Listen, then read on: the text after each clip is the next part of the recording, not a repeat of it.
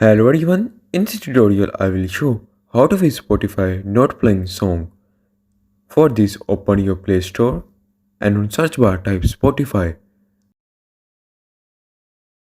First you need to update your Spotify application. Update it. After update, open your Spotify.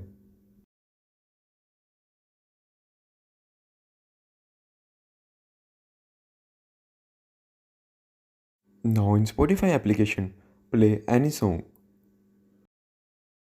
After updating the Spotify, all song will be played and the issue will be fixed. If you still facing the issue, so check your internet connection.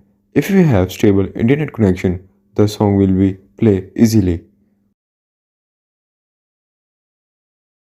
Hope you like the tutorial. Thank you for watching the video.